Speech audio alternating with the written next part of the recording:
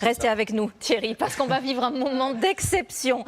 L'orgue de Notre-Dame qui résonne à nouveau. Écoutez, oui, en voici quelques notes.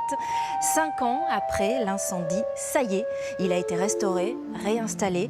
Et hier soir, nous avons pu l'entendre pour la toute première fois dans son écrin. Évidemment, Michel Izard était présent avec Bertrand Lachat et Bernard Deleporte.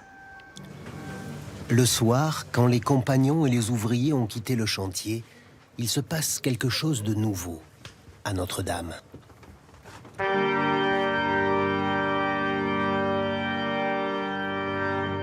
Pendant 5 ans, la seule musique était celle des marteaux, des engins, des disqueuses. Le grand orgue reprend du service. Je sens les vibrations de l'édifice, ça touche aux tripes, hein, clairement.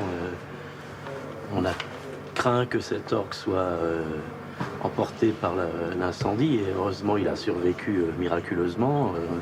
On a pu tout restaurer et on le remet dans l'état tel qu'il était avant l'incendie. Bernard Cattiot travaille sur cet instrument depuis 52 ans. Il est chez lui, dans cet immeuble de 18 mètres de haut, dont les tuyaux qui se réveillent en ronflant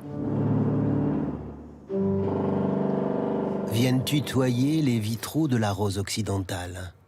Les couleurs sonores de l'instrument correspondent aux couleurs de la rosace. C'est un orgue qui est chaleureux, donc des couleurs douces, et puis qui grandissent, ça vous emmène de l'autre côté de la nef. Et puis, dans le silence de la nuit noire, vient le temps de l'harmonisation. Un facteur d'orgue au pupitre. Essaye d'éliminer l'attaque si c'est encore possible. Un autre dans les entrailles de l'instrument. Un petit peu d'attaque. L'accordage se fait par petites touches, très délicates. Et donc le travail du facteur d'orgue aussi, c'est d'imaginer que s'il entend le tuyau ici, ça va pas du tout sonner comme ça sonne dans la cathédrale. Donc il faut qu'il imagine comment ça va sonner dans la cathédrale. Pour l'instant, les échafaudages au centre de l'édifice empêchent la pleine résonance du son dans le volume habituel de Notre-Dame. Il faudra 6 mois pour accorder un par un les 8000 tuyaux du plus grand orgue de France.